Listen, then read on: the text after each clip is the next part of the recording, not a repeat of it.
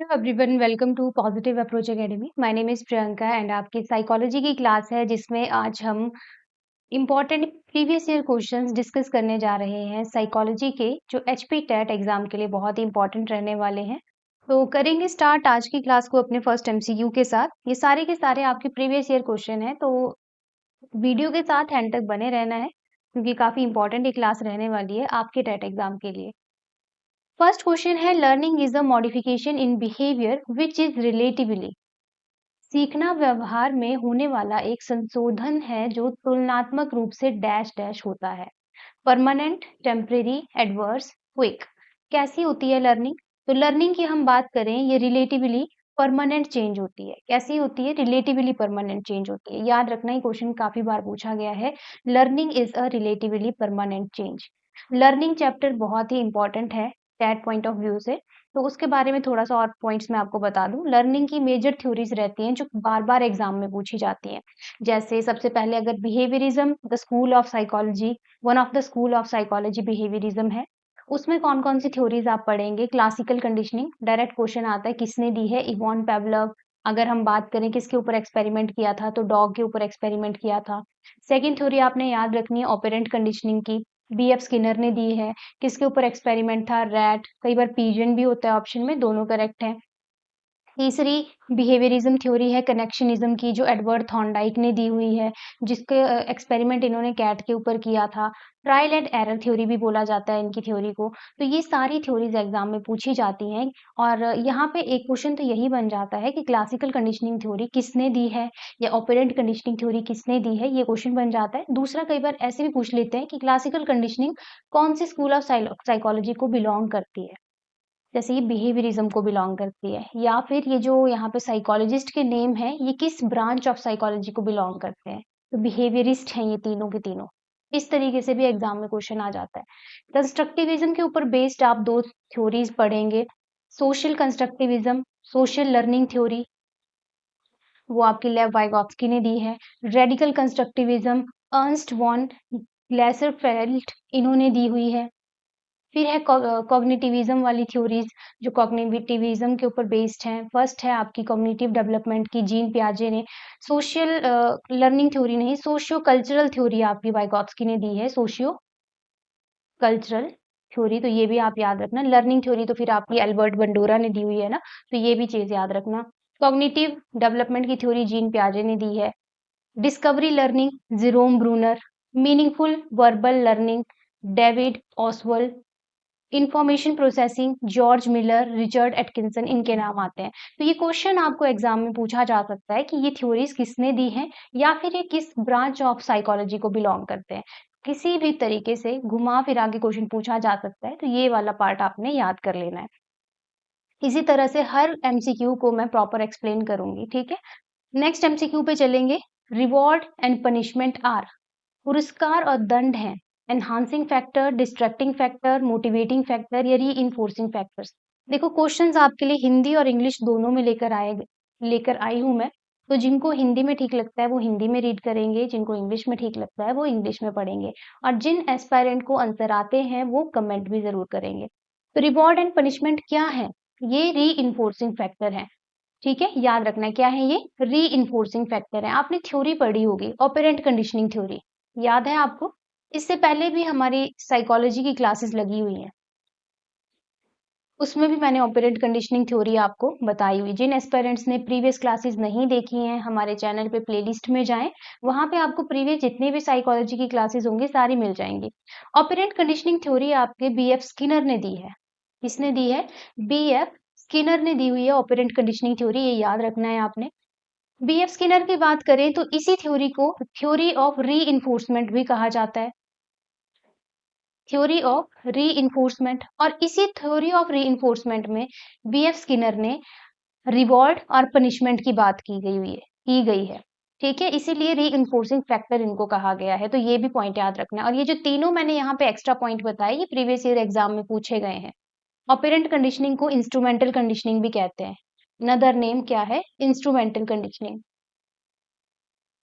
तो ये पूछा जाता है कि किसने ये थ्योरी दी हुई है, तो बीएफ स्किनर, और इसी थ्योरी को थ्योरी ऑफ रीइंफोर्समेंट भी बोलते हैं। Skinner theory of operant conditioning की बात करें तो उन्होंने पॉजिटिव रीइंफोर्समेंट और नेगेटिव रीइंफोर्समेंट की बात की है, उन्होंने पनिशमेंट की बात की है और एक्सटिंक्शन की भी बात की है इसी के अंदर। और पनिशमेंट उन्होंने कहा है चाहे हम पॉजिटिव दें चाहे हम नेगेटिव दें, पनिशमेंट कभी भी बिहेवियर को मॉडिफाई नहीं कर पाएगी। रीइंफोर्समेंट बेस्ट है, चाहे पॉजिटिव हो चाहे नेगेटिव हो, दोनों की दोनों एनहांस करती हैं बिहेवियरल मॉडिफिकेशन को। तो ये पॉइंट भी आपने याद रखना है, ठीक है। नेक्स्ट अब हम बात करेंगे अपने थर्ड क्वेश्चन की। Endocrine glands are called ductless glands because they secrete their hormones. अंतःस्रावी ग्रंथियों को नलिकावाहीन ग्रंथियां कहा जाता है क्योंकि वे अपने हार्मोन का स्राव करती हैं through genes, through chromosome, directly into the blood, through tubes. तो किस माध्यम से एंडोक्राइन ग्लैंड सिक्रीट करते हैं हार्मोन? सबसे पहली बात, एंडोक्राइन ग्लैंड्स आपके डक्टलेस ग्लैंड होते हैं, मतलब उनके पास डक्ट नहीं है तो वो डायरेक्ट अपनी सिक्रीशन ब्लड में डालते हैं, डायरेक्टली इनटू द ब्लड। याद रखना है आपने, कहाँ पे? Directly into the blood. अब दो तरह के ग्लैंड होते हैं, एंडोक्राइन ग्लैंड, एक्सोक्राइन ग्लैंड। ज्यादा डिटेल में जाने की नीड नहीं है, साइकोलॉजी में सिर्फ इतना ही पूछा जाता है कि एंडोक्राइन ग्लैंड डक्टलेस होते हैं या डक्ट वाले होते हैं। ज्यादा से ज्यादा इनका एग्जाम्पल पूछ लिया जाता है, उससे ज्यादा साइको में क्वेश्चन नहीं आता है। एंडोक्राइन ग्लैंड, सबसे पहला पॉइंट आप याद रखोगे कि ये डक्टलेस है। एक्सोक्राइन के पास डक्ट होते हैं। एंडोक्राइन ग्लैंड सिक्रीट करते हैं हार्मोन और एक्सोक्राइन ग्लैंड सिक्रीट करते हैं एंजाइम, स्वेट, सलाइवा, मिल्क। वहीं इसके अलावा एक तो फर्स्ट और सेकंड पॉइंट आपने याद कर लेना है यहाँ से, फिर सीधा आपने फिफ्थ पॉइंट याद करना है। एग्जाम्पल कौन कौन से हैं? एंडोक्राइन ग्लैंड की बात करें, पिट्यूटरी ग्लैंड और थायराइड ग्लैंड, ये एंडोक्राइन ग्लैंड है। वहीं अगर हम एक्सोक्राइन ग्लैंड की बात करें, liver, tear gland, memory gland, ये एक्सोक्राइन ग्लैंड है, ठीक है। तो ये पॉइंट्स अब आपको याद रखने हैं, क्वेश्चन यहीं से बनेगा अगर इस टॉपिक से आना होगा। एंडोक्राइन और एक्सोक्राइन ग्लैंड की मैं बात कर रही हूँ। तो क्वेश्चन क्लियर है। Question number third, endocrine gland ductless gland होते हैं और वो हार्मोन सिक्रीट करते हैं सीधे इनटू ब्लड। नेक्स्ट क्वेश्चन है, इसी से रिलेटेड है, देखो। Pituitary gland is known as, पीयूष ग्रंथि को किस रूप से जाना जाता है?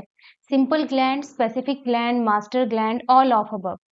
पिट्यूटरी ग्लैंड की बात करें तो इसको मास्टर ग्लैंड कहा जाता है और ये काफी बार क्वेश्चन पूछा गया है, तो इसको याद रखना है। क्या कहा जाता है पिट्यूटरी ग्लैंड को? मास्टर ग्लैंड कहा जाता है। इल्यूजन्स आर रॉन्ग, भ्रम गलत डैश हैं। Sensation, experience, perception, none of above.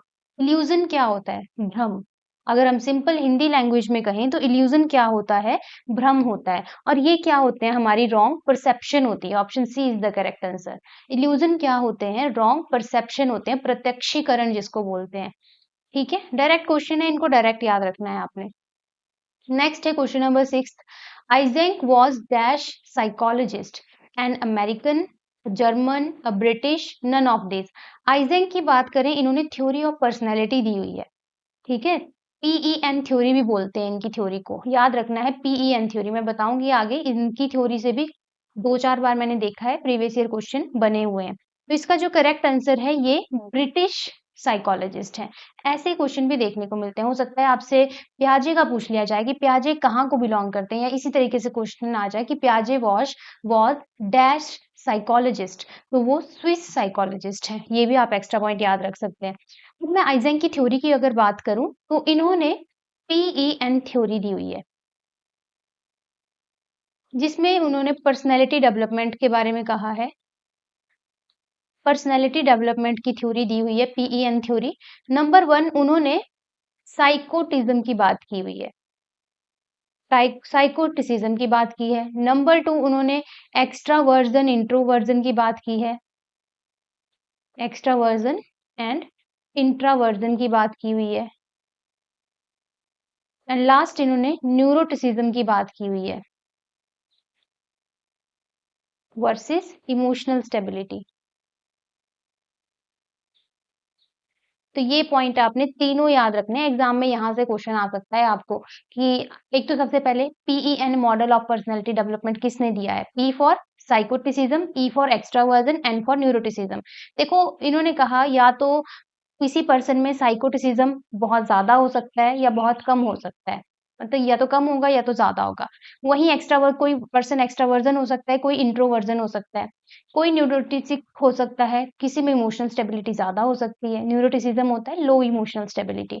तो इस बेसिस पे इन्होंने पर्सनैलिटी डेवलपमेंट थ्योरी दी और अपना PEN मॉडल या थ्योरी हम कह सकते हैं सामने रखी। तो ये याद रखना, आइजेंक ने आपकी पर्सनैलिटी डेवलपमेंट की थ्योरी दी हुई है। नेक्स्ट क्वेश्चन है, बिहेवियर इज ऑलवेज, व्यवहार हमेशा डैश होता है, अनडिसाइडेड, डायरेक्शनल, इमेजिनेबल, लर्न्ड। कैसा होता है बिहेवियर? कोई भी चीज जब आप सीखते हो बिहेवियरल मॉडिफिकेशन होती है। तो एक हिंट मैंने आपको दे दिया, आप आंसर कर सकते हैं। कौन सा आंसर होगा इसमें से? कैसा होता है बिहेवियर? बिहेवियर हमेशा डायरेक्शनल होता है, किसी एक पर्टिकुलर डायरेक्शन में होता है। ठीक है, लर्न भी हो सकता है वैसे तो, लेकिन इसमें अगर बेस्ट ऑप्शन देखी जाए तो डायरेक्शनल होगा। क्लियर? नेक्स्ट क्वेश्चन है, revision is the part of, पुनरावृत्ति किसका हिस्सा है? मेमोरी का, क्रिएटिव थिंकिंग का, लर्निंग का, या ऑल ऑफ अबव? रिवीजन मतलब रिवाइज करना, पढ़ी हुई चीजें अगेन रिवाइज करना, तो किसका पार्ट हो सकता है? ये मेमोरी का पार्ट है। क्यों करते हो आप रिवाइज? ताकि जो चीजें आपने पहले पढ़ी हैं वो आपकी और अच्छे से याद हो जाएं, आपके दिमाग में ज्यादा देर तक वो रहें, इसीलिए करते हैं ना आप रिवाइज। तो ये किसका पार्ट हुआ? ये मेमोरी का पार्ट हुआ। मेमोरी बहुत इंपॉर्टेंट टॉपिक है, अगेन यहाँ से भी एग्जाम में क्वेश्चन आता है। मेमोरी की अगर मैं बात करूं तो देखो, स्टेजेस ऑफ मेमोरी से भी क्वेश्चन आया हुआ है। पहली स्टेज होती है एनकोडिंग, दूसरी स्टेज होती है स्टोरेज, और तीसरी स्टेज होती है रिट्राइवल। क्या होती है तीसरी स्टेज? रिट्राइवल होती है। एनकोडिंग होता है कि कोई इंफॉर्मेशन, कोई डाटा, डाटा की बात करेंगे, कोई आपने डाटा या फिर इंफॉर्मेशन गेन की कहीं से, चाहे वो अपने किसी भी सेंस का यूज करके, देख के, सुन के, बोल के, तो ये हो गई एनकोडिंग। एनकोडिंग के बाद वो ब्रेन में जाके स्टोर हो जाएगी, और जब आपको जरूरत होगी उस मेमोरी को याद करने की, तो उस प्रोसेस को बोलते हैं रिट्राइवल, कि हाँ अब मुझे ये चीज याद आनी चाहिए। या पढ़ा आपने कुछ, आज आपका टेस्ट है तो अब आप उसको रिट्राइव करोगे ड्यूरिंग टेस्ट, क्योंकि वहां पे आपको परफॉर्म करना है, कुछ लिखना है, रिटन टेस्ट है, ओरल टेस्ट है, जो भी है। ठीक है, तो ये तीनों स्टेप याद रखना। पूछे जाते हैं कि कितनी स्टेजेस है मेमोरी की, कौन कौन सी है? Encoding, storage, retrieval. Next question is, unconscious thought process is associated with, अचेतन विचार प्रक्रिया किससे जुड़ी है? इवेल्युएशन से, इंक्यूबेशन से, एलिमेंट से, या ड्रग से? Unconscious thought, thought process, conscious होते हैं आप तब भी आपके दिमाग में थॉट्स चली होंगी, अगर आप अनकॉन्शियस हैं तब भी थॉट प्रोसेस चली होती है। तो ये किसके साथ एसोसिएटेड होती है? It is associated with incubation. ठीक है, याद रखना है इसको भी। नेक्स्ट है, RB Cattell made a personality test which is known as EAT, WAT, 16 personality factor PF, MPI Minnesota personality inventory. कौन सा आंसर इसमें करेक्ट है? आरबी कैटल ने दिए हैं 16 पर्सनैलिटी फैक्टर, और ये काफी बार पूछा गया है क्वेश्चन एग्जाम में। ठीक है, सिर्फ इतना ही पूछा जाता है, इससे ज्यादा डिटेल में नहीं, कौन कौन से 16 पर्सनैलिटी फैक्टर दिए हैं ये नहीं पूछा जाता है। तो आपने सिर्फ इतना याद रखना है कि आरबी कैटल ने 16 पर्सनैलिटी फैक्टर दिए हुए हैं पर्सनैलिटी डेवलपमेंट में। इसके अलावा और भी थ्योरीज हैं पर्सनैलिटी डेवलपमेंट की, जो सारी आपने याद रखनी है। जैसे सबसे पहले साइको एनालिटिकल थ्योरी किसने दी है? सिगमंड फ्रूड ने। साइको सोशल थ्योरी किसने दी है? एरिक एरिक्सन ने। ह्यूमनिस्टिक थ्योरी दी है अब्राहम मैस्लो और कार्ल रोगर ने। ट्राइड थ्योरी दी है, जिसमें 3 डायमेंशनल मॉडल, सबसे पहले आइजेंक ने, जो हमने अभी PEN मॉडल पढ़ा। 16 पर्सनैलिटी फैक्टर, ये Raymond Cattell. 5 factor model, big 5, Goldberg, McCrae and Costa. Then social cognitive theory की में बात करें तो एल्बर्ट बंडूरा ने दी हुई है पर्सनैलिटी डेवलपमेंट की थ्योरीज। तो ये सारे क्वेश्चन आपके प्रीवियस ईयर में पूछे गए हैं कि psycho analytical theory of personality development किसने दी है, साइको सोशल थ्योरी किसने दी है, ह्यूमनिस्टिक किसने दी है, 3 डायमेंशनल मॉडल किसने दिया है। ये सारे प्रीवियस ईयर क्वेश्चन है, तो एक बार आपने इनको भी अच्छे से पढ़ लेना है। एक्स्ट्रा क्वेश्चन देखो कितने बनते चल रहे हैं साथ के साथ, तो ये सारे एक्स्ट्रा क्वेश्चन आपके प्रीवियस ईयर क्वेश्चन है, ये भी पूछे गए हैं, तो इनको भी याद करना है साथ के साथ। नेक्स्ट क्वेश्चन है, the term amnesia refers to, amnesia शब्द का तात्पर्य है loss of memory, loss of contact, loss of communication, none of this. Correct answer is loss of memory. Amnesia होता है लॉस ऑफ मेमोरी। ठीक है, next is 12th question, decision making is a kind of, निर्णय लेना एक प्रकार का है, thinking, memory, perception, problem solving. What is decision making? तो डिसीजन मेकिंग क्या है? थिंकिंग आपकी सोच है, आपकी चिंतन है, स्मृति है, प्रत्यक्षीकरण, समस्या समाधान। What is decision making? Decision making is a kind of problem solving. ठीक है। नेक्स्ट है, the creative potential can be improved by, सृजनात्मक क्षमता को किसके द्वारा सुधारा जा सकता है? Proper training, competition, activities, punishment. Creative potential की बात हो रही है यहाँ पे, तो इनको क्या प्रॉपर ट्रेनिंग देके आप इम्प्रूव कर सकते हो, या कंपटीशन बढ़ा के, या एक्टिविटीज के थ्रू, या पनिशमेंट करके? देखो पनिशमेंट तो बहुत ही नेगेटिव स्टेटमेंट होगी, ये कभी भी बच्चे को नहीं दी जाएगी। Option C is the correct answer, that is activity. इसी के साथ साथ और भी कुछ पॉइंट है। अगर मैं क्रिएटिविटी की बात करूं, तो कौन सा ब्रेन का हेमिस्फीयर रिस्पॉन्सिबल होता है आपका क्रिएटिविटी के लिए, बताइए। विच ब्रेन हेमिस्फीयर, लेफ्ट और राइट? ये क्वेश्चन भी प्रीवियस ईयर है आपका। राइट हेमिस्फीयर, क्या याद रखना है आपने? राइट हेमिस्फीयर रिस्पॉन्सिबल होता है आपका क्रिएटिविटी के लिए। और क्रिएटिविटी से बच्चा क्या बनता है? डाइवर्जेंट थिंकिंग आती है बच्चे में।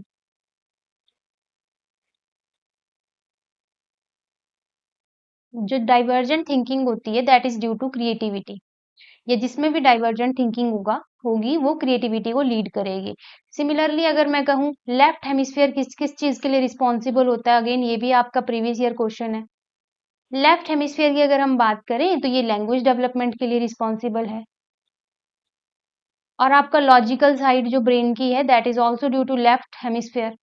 ये भी एक्स्ट्रा क्वेश्चन है, इनको भी याद रखना है, पूछे गए हैं एग्जाम में। नेक्स्ट है, which of the following is और आर सेंसरी चैनल, निम्नलिखित में से कौन सा संवेदी माध्यम है? Vision, hearing, touch, all of this. Senses की बात हो रही है तो 5 भी सेंसेस है। विजन देखना, हियरिंग सुनना, टच करना मतलब किसी को स्पर्श करना, तीन हो गए। इसके अलावा taste fourth and smell fifth, है ना। तो ये ऑल ऑफ दीज यहाँ पे आंसर हो जाएगा। इसके अलावा ये रहे आपके सारे सेंस ऑर्गन, नोज, आईज, टंग, हैंड से टच, और ईयरिंग, हियरिंग ईयर से। ठीक है, ये 5 सेंस ऑर्गन आपने याद रखने हैं, पूछे जा सकते हैं।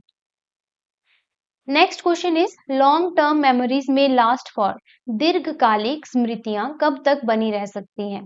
10 days, 1 month, 1 year, life time.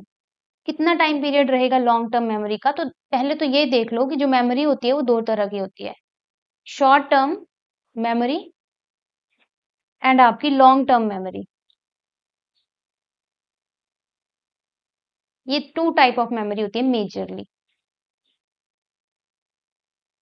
Short term memory as the name indicate काफी कम टाइम के लिए रहेगी, 30 सेकेंड्स ओनली, सिर्फ 30 सेकेंड्स। और इसको वर्किंग मेमोरी भी बोला जाता है। दोनों ही प्रीवियस ईयर क्वेश्चन है, दोनों ही आपके प्रीवियस ईयर क्वेश्चन है। वही लॉन्ग टर्म मेमोरी, ये डिपेंड करता है, ये आपका 1 महीना भी चल सकती है, ये आपका लाइफ टाइम भी चल सकती है। मेनली अगर हम कंसीडर करें लाइफ टाइम, हम इसको कंसीडर करते हैं। ठीक है, लाइफ टाइम के लिए लॉन्ग टर्म मेमोरी रहेगी। और इसके फर्दर बहुत सारे टाइप होते हैं, तो हम इसको ऑप्शन डी करेक्ट करेंगे, लाइफ टाइम। अब फर्दर टाइप्स अगर देखने हो तो 2 तरह के रहते हैं, explicit and implicit. Long term memory further 2 types की है, explicit memory, implicit memory. Explicit में एपिसोडिक और सिमेंटिक मेमोरी, इम्प्लिसिट में प्रोसीजरल और इमोशनल कंडीशनिंग। एक्सप्लिसिट यहाँ पे एपिसोडिक का मतलब अपनी लाइफ का कोई इवेंट आपको याद रहा हो, कोई स्पेशल इवेंट हो, तो वो एपिसोडिक। सिमेंटिक होता है जो भी आपने लर्न की चीजें, फैक्ट, नॉलेज, हर चीज सिमेंटिक में आएगी। प्रोसीजरल होता है जैसे आपने खाना बनाना सीखा, that is also a procedure. आपने साइकिल चलाना सीखा, गाड़ी चलाना सीखा, वो प्रोसीजरल होगी, स्किल एंड एक्शन का यूज हो रहा है। इमोशनल कंडीशनिंग, ये तो फिर सिंपल है कि जिस तरह से आपकी इमोशनल डेवलपमेंट हुई है वो चीज सेम ही तो रहती है, थोड़ा बहुत चेंज होता है लाइफ टाइम के साथ, अदरवाइज तो सेम सेम जैसी रहती है। तो ये लॉन्ग टर्म मेमोरी के टाइप याद कर लेने हैं। क्वेश्चन आ जाता है कि एपिसोडिक मेमोरी, सिमेंटिक मेमोरी या वर्किंग मेमोरी, इनमें से कौन सी लॉन्ग टर्म मेमोरी नहीं है या कौन सी है? इस तरह का क्वेश्चन देखने को मिल सकता है, तो ये भी आपने याद रखना है। Next question is, a hypothesis of no difference is called, बिना किसी अंतर की परिकल्पना को कहा जाता है? Method, research hypothesis, null hypothesis, none of above. Hypothesis of no difference क्या कहा जाएगा इसको? ये क्वेश्चन भी काफी बार रिपीट हुआ है आपका। जब नो डिफरेंस आ जाए तो उसको कहा जाता है नल हाइपोथेसिस। क्या कहा जाता है? नल हाइपोथेसिस, एन से याद रखो, एन से नो, एन से नल। नेक्स्ट है Max Wertheimer is known in the field of behaviourism, Gestalt psychology, structuralism, none of above. तो करेक्ट आंसर क्या होगा वर्दहाइमर का? इनको फादर ऑफ किसका कहा जाता है याद आपको? प्रीवियस क्लासेस में पढ़ा है आपने। मैक्स वर्दहाइमर को किसके फादर कहा जाता है? इनको फादर कहा जाता है गेस्टाल्टिज्म का। प्रीवियस ईयर क्वेश्चन है ये भी। फादर ऑफ गेस्टाल्टिज्म और known in the field of gestalt psychology. और बिहेवियरिज्म, स्ट्रक्चरलिज्म, ये भी ब्रांचेस हैं साइकोलॉजी की, जिसमें से स्ट्रक्चरलिज्म आपकी ओल्डेस्ट ब्रांच है। स्ट्रक्चरलिज्म क्या है? ओल्डेस्ट ब्रांच है आपकी साइकोलॉजी की, ओल्डेस्ट ब्रांच। बिहेवियरिज्म के फादर भी मैंने आपको करवाए हैं, इसका आंसर जल्दी से कमेंट कर दीजिए। फादर ऑफ बिहेवियरिज्म कौन है? और जो एस्पिरेंट बाद में भी इस वीडियो को देखेंगे वो भी जरूर आंसर करना कमेंट। फादर ऑफ बिहेवियरिज्म कौन है? बताया है मैंने आपको पहले, इसीलिए आपसे पूछ रही हूँ। नेक्स्ट क्वेश्चन है 18th, साइके means dash and logo means knowledge. साइके का अर्थ है डैश एंड लोगोस का अर्थ है ज्ञान, सोल, माइंड, कॉन्शियसनेस, बिहेवियर। अब इस क्वेश्चन में रहती है कॉन्ट्राडिक्टरी सी स्टेटमेंट है ये। क्यों? क्योंकि साइकोलॉजी को सोल की स्टडी भी कहा गया है, माइंड की भी कहा गया है, कॉन्शियसनेस की भी कहा गया है, बिहेवियर की भी कहा गया है। और इसमें जो सबसे करेक्ट आंसर रहता है उसको हम कंसिडर करते हैं soul. Psyche means soul and logos means knowledge. ठीक है, तो इसमें जो करेक्ट आंसर है वो है ऑप्शन ए। वैसे तो माइंड की भी बोला जाता है, कॉन्शियसनेस की भी और बिहेवियर की भी। तो अकॉर्डिंग टू दैट हम दिस क्वेश्चन हम आंसर करेंगे ऑप्शन ए, क्योंकि फाइनल आंसर की में भी सोल ही आंसर किया गया था, तो उसी के साथ हमें चलना है। ठीक है,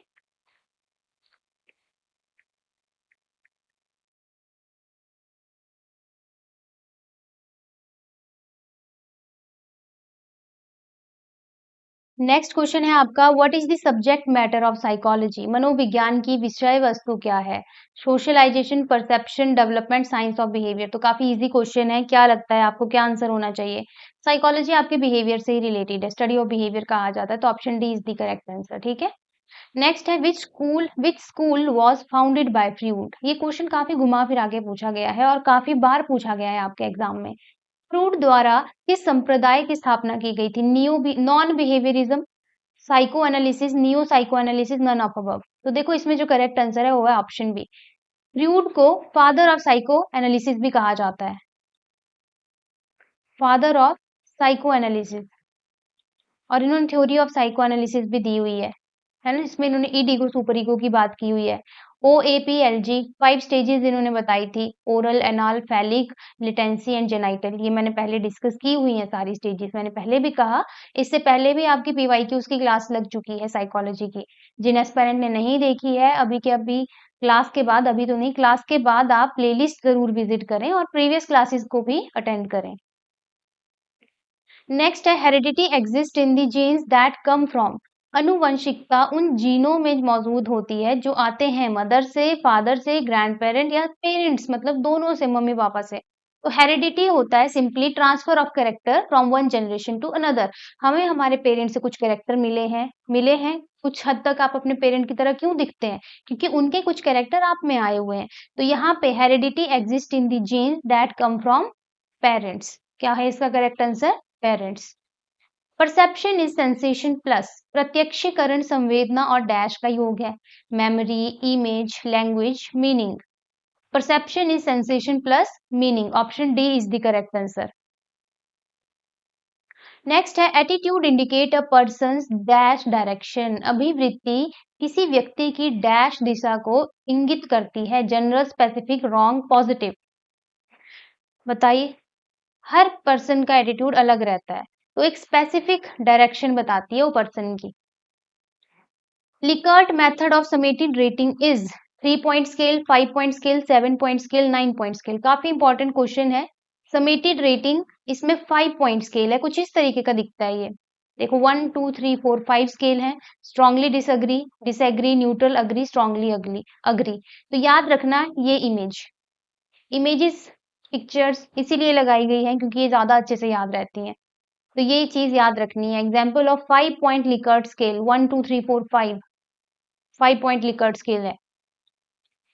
next question is the self actualisation theory was propounded by Murray, जंग, मैस्लो, हॉर्ने। तो ये भी काफी बार क्वेश्चन मैंने आपको करवाया हुआ है, डिटेल में काफी बार एक्सप्लेन किया है। सेल्फ एक्चुअलाइजेशन थ्योरी कह लो या नीड ऑफ हायरार्की कह लो, एक ही बात है। किसने दी है? Abraham Maslow. Option C is the correct answer. ये है आपकी सेल्फ एक्चुअलाइजेशन थ्योरी, जिसमें हाईएस्ट लेवल आपका सेल्फ एक्चुअलाइजेशन, उससे नीचे एस्टीम, उससे नीचे लव एंड बिलोंगिंगनेस, फिर आपका सेफ्टी नीड, और नंबर वन पे है आपका फिजियोलॉजिकल नीड। और ये जो है आपकी नीड फुलफिल होनी चाहिए नंबर वन वाली। तो एग्जाम में क्वेश्चन आ जाता है कि फर्स्ट लेवल पे कौन सी नीड है, सेकंड लेवल पे कौन सी है, या हाईएस्ट लेवल पे कौन सी है, लोएस्ट लेवल पे कौन सी है। तो एक बार फिर से रीड कर लो। फर्स्ट लेवल पे आपकी फिजियोलॉजिकल नीड, सेकंड पे सेफ्टी नीड, थर्ड पे लव एंड बिलोंगिंगनेस, फोर्थ पे एस्टीम नीड, एंड फिफ्थ पे self actualisation. Maslow hierarchy of need हमने अभी देखी। नेक्स्ट क्वेश्चन है both X and Y chromosome are found in brain cell, female cell, male cell, all of above. Correct answer is male cell. Male के जो sex chromosome होते हैं वो होते हैं आपके एक्स एंड वाई। फीमेल के पास 2 एक्स होते हैं, ठीक है। और बेबी अगर आपका फीमेल होगा तो उसके पास क्रोमोसोम, उसकी आइडेंटिफिकेशन होती है एक्स एक्स क्रोमोसोम से। मेल के पास रहते हैं एक्स वाई क्रोमोसोम, ठीक है। ये याद रखना है, क्वेश्चन पूछ लिया जाता है। नेक्स्ट है genes work in single, group, pair, none of the. Genes हमेशा पेयर में काम करती हैं, ठीक है। 27th का correct answer is option C, pairs. Psychodiagnostic is a part of treatment method, clinical method, psychological method, all of above. कैसा method है? साइको डायग्नोज कर रहे हैं तो ये क्लिनिकल मेथड है। कैसा मेथड है? Clinical method. A hypothesis is a theory, practical, theory to be rejected, theory to be tested. Hypothesis होता है जैसे मान लो कोई भी बात आपके सामने क्लास में कही गई है, कि कोई क्वेश्चन आपको दे दिया है और आप सोच रहे हो कि हाँ शायद इसका आंसर ऐसा हो सकता है, शायद ऐसा हुआ होगा तभी इसका रिजल्ट ये निकला है। मतलब आप एक अंदाजे लगा रहे हो कि ऐसा हो सकता है, ये हो सकता है। दिस सच अंदाजाज आर कॉल्ड हाइपोथेसिस, ठीक है। तो अब वो जो हाइपोथेसिस देते हैं उसके बाद उसको टेस्ट भी तो करना होता है कि ठीक दिया कि गलत दिया। तो क्या होना चाहिए इसका correct answer? Theory to be tested. समझ आ गया व्हाट इज हाइपोथेसिस? चले नेक्स्ट क्वेश्चन पे। एक्सपेरिमेंट कैन बी, प्रयोगों को डैश जा सकता है, collected, repeated, remembered, none of this. Experiment जो आप लैब में भी एक्सपेरिमेंट करते हो, कहीं बाहर भी एक्सपेरिमेंट करते हो आप अगर, तो उनको क्या किया जाता है? कलेक्ट किया जाता है, रिपीट किया जाता है, या रिमेम्बर याद रखा जाता है, या नन ऑफ दिस। तो एक्सपेरिमेंट को देखो रिपीट भी किया जा सकता है, option B is the correct answer. दोहराया जाता है, ऐसा नहीं है एक बार एक्सपेरिमेंट परफॉर्म किया दैट्स इट, उसको बार बार परफॉर्म किया जाता है जब तक फाइनल हमें सही रिजल्ट ना मिल जाए। नेक्स्ट है the theory of multiple intelligence says that, बहुबुद्धि का सिद्धांत कहता है intelligence can be rapidly accelerated, intelligence can be of several kind, intelligence can be multiplied with effective pedagogy, paper pencil test are not helpful. सबसे पहले तो ये बताओ थ्योरी ऑफ मल्टीपल इंटेलिजेंस दी किसने है? ये भी मैंने आपको डिटेल में करवाई हुई है। किसने दी है थ्योरी ऑफ मल्टीपल इंटेलिजेंस? जल्दी से कमेंट कर दीजिए। हॉवर्ड गार्डनर, है ना? किसने दी है? हॉवर्ड गार्डनर ने दी है। और इन्होंने बताई थी 8 टाइप ऑफ इंटेलिजेंस। तो इन्होंने कहा था कि इंटेलिजेंस एक सिंगल एंटिटी नहीं होती है, बहुत सारी एंटिटीज मिलकर इंटेलिजेंस को कंट्रीब्यूट करती हैं। तो इसका करेक्ट आंसर है intelligence can be of several kind. अब एग्जाम में वो 8 टाइप पे भी क्वेश्चन पूछ लिया जाता है, तो ये रहे आपके 8 टाइप्स। सबसे पहले म्यूजिकल, कोई पर्सन म्यूजिकली बहुत ही अच्छा है, उसको म्यूजिक की बहुत अच्छी नॉलेज है, तो उसमें म्यूजिकल इंटेलिजेंस। दूसरी काइनेस्थेटिक, बॉडी स्मार्ट। थर्ड है इंटरपर्सनल। फोर्थ है लिंग्विस्टिक। फिफ्थ है मैथमेटिकल। सिक्स्थ है नेचुरलिस्टिक। सेवेंथ है इंट्रापर्सनल, एंड एट्थ है विजुअल। ये 8 के 8 टाइप आपको याद रखने हैं। डायरेक्ट पूछ लिया जाता है कौन सा टाइप है इंटेलिजेंस का, कौन सा नहीं, अकॉर्डिंग टू गार्डनर। नेक्स्ट है which one of the following is an emotion? Memory, fear, attention, stimulus. Emotion सभी को पता है, दुख, दुखी होना, सुखी होना, हंसना, रोना, चिल्लाना, ऑल दीज आर इमोशन। तो इनमें से इमोशन कौन है? फियर, डरना, this is also an emotion. Who gave social learning theory? किसने दी थी? स्किनर, प्याजे, Bruner, Albert Bandura. Last class मुझे याद है मैंने बताया है आपको इन थ्योरीज के बारे में। पिछली जो क्लास लगी है साइकोलॉजी की उसमें सारी लर्निंग थ्योरीज आपको करवाई गई थी। स्टार्टिंग में आपको थ्योरी का रिवीजन करवाया गया है उसमें, और बाद में हमने एमसीक्यू प्रैक्टिस की है। लगाई है आपने वो क्लास? जिन्होंने नहीं लगाई है वो लगा लें, काफी जरूरी क्लास है वो भी। तो social learning theory Albert Bandura ने दी थी। इसी थ्योरी को ऑब्जर्वेशनल लर्निंग थ्योरी भी बोलते हैं। और कौन सा एक्सपेरिमेंट था, जल्दी से कमेंट कर दो। Observational learning theory. और एक्सपेरिमेंट कौन सा परफॉर्म किया था, किस किसने लगाई ये क्लास, लग जाएगा पता। किस किसने लगाई ये क्लास बताइए, कौन किसके ऊपर एक्सपेरिमेंट था? Bobo doll experiment.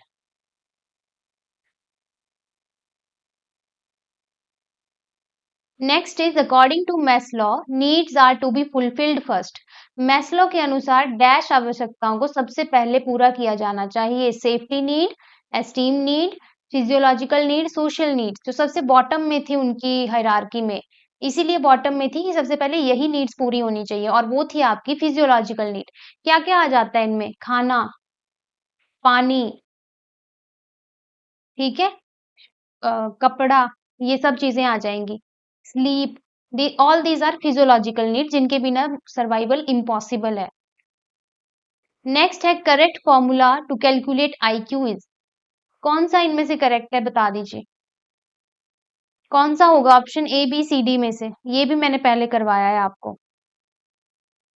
Mental age divided by chronological age multiplied by 100, option B is the correct answer. Who propounded the theory trial and error? Skinner, Gestalt, Pavlov, Thorndike। किसने दी है trial and error theory? Thorndike, ठीक है। Skinner ने operant conditioning, gestalt, अगर simple हम कहें गेस्टाल्टिज्म के ऊपर बेस्ड थी आपकी इनसाइट थ्योरी जो कि कोलर ने दी है। पैवलव ने कौन सी दी है? Classical conditioning, classical conditioning theory. Thorndike की थ्योरी की बात करें तो ट्रायल एंड एरर थ्योरी बोला जाता है इसको, एसआर थ्योरी भी बोला जाता है, स्टिमुलस रिस्पॉन्स थ्योरी। इन्होंने प्राइमरी लॉज ऑफ लर्निंग भी दिए हैं, प्राइमरी लॉज ऑफ लर्निंग। इन्होंने सेकेंडरी लॉज ऑफ लर्निंग भी दिए हैं। और क्या क्या काम किया है थॉर्नडाइक ने? इनको फादर ऑफ एजुकेशनल साइकोलॉजी भी कहा जाता है। ये सारे प्रीवियस ईयर क्वेश्चन है आपके। एजुकेशनल साइकोलॉजी के फादर कहा जाता है। इन्होंने ट्रांसफर ऑफ लर्निंग की भी बात की है, ट्रांसफर ऑफ लर्निंग। और कुछ प्राइमरी लॉज कौन कौन से थे? Law of recency, law of use, law of exercise, recency नहीं, एक तो लॉ ऑफ एक्सरसाइज था, एक आपका law of readiness, third law कौन सा था जल्दी से बताओ, मुझे अभी याद नहीं आ रहा है एग्जैक्ट। प्राइमरी लॉज में law of readiness, law of exercise and law of, third law क्या है? तब तक मैं चेक करती हूँ, बताओ मुझे जिसको आते हैं।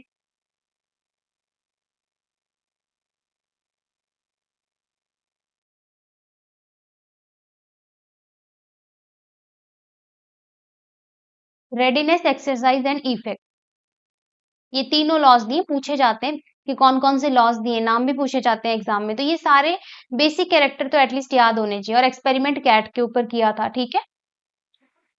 Next is child's tendency to respond to the stimulus that are similar to the conditioned stimulus is. बच्चे के उस उद्दीपक के प्रति प्रतिक्रिया करने की प्रवृत्ति जो अनुबंधित उद्दीपक के समान कहलाती है।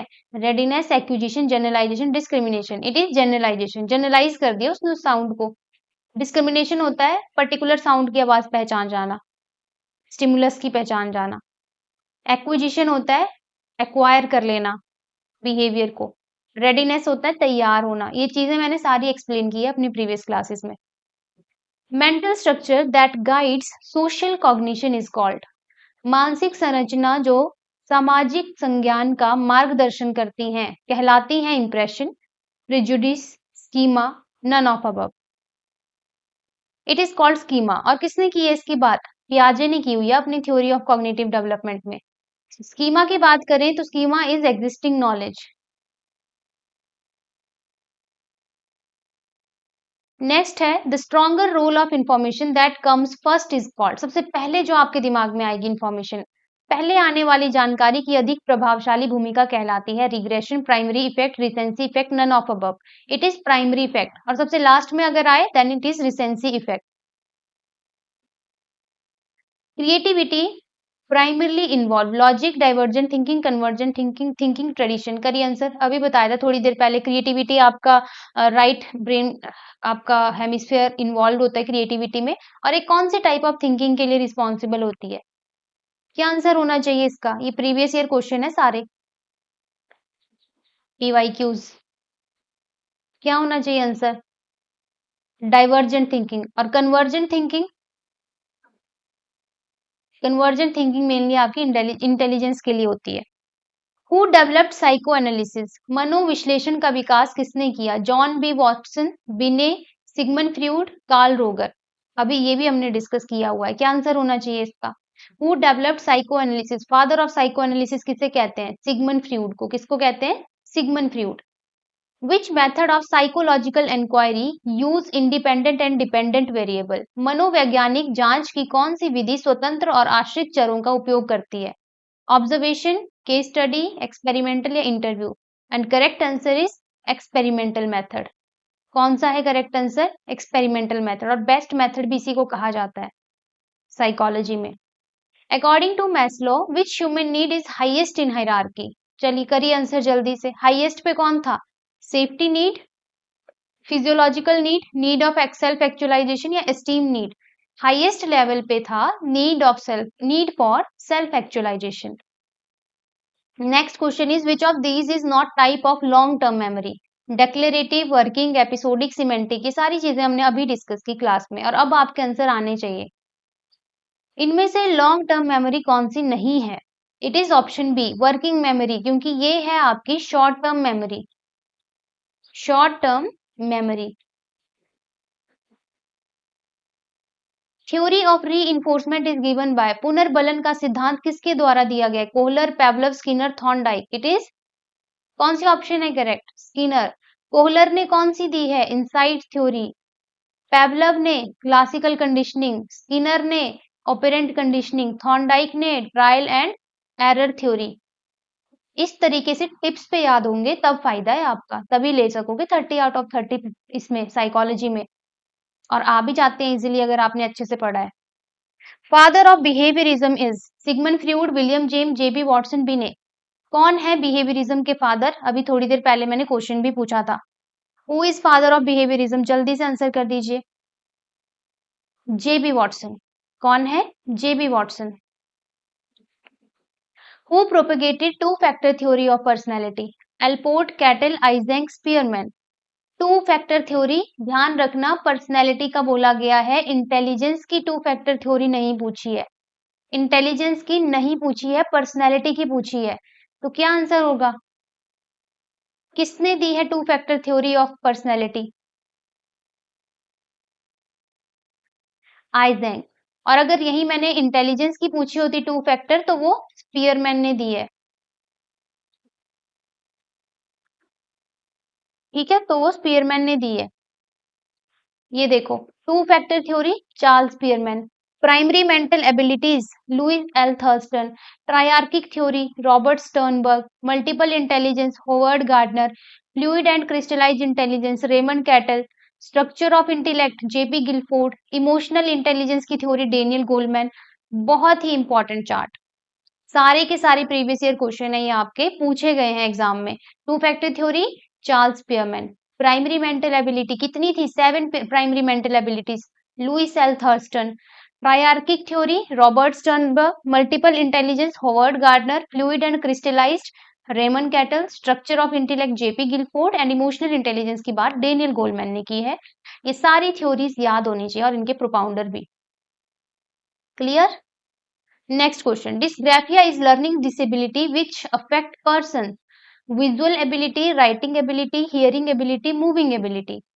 Dysgraphia, ग्राफ, राइट मतलब राइटिंग एबिलिटी को अफेक्ट करता है ये जो डिसेबिलिटी है। ठीक है, इसके अलावा बाकी डिसेबिलिटीज जैसे डिसलेक्सिया की बात करें तो रीडिंग डिसऑर्डर, डिस्ग्राफिया आपका writing disorder, dyscalculia mathematics, dyspraxia motor skill, dysphagia आपका लैंग्वेज स्किल से रिलेटेड डिसऑर्डर है।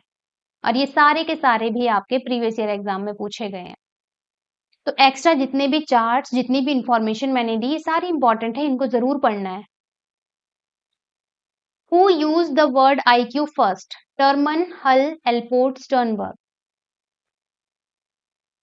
Correct answer is option A, Terman. Last question रहेगा आज की क्लास का। Who is the father of modern psychology? आधुनिक मनोविज्ञान के जनक कौन है? Binet, Sigmund Freud, Wilhelm Wundt, William James. कर दीजिए आंसर जिनको आता है जल्दी से comment. Father of modern psychology.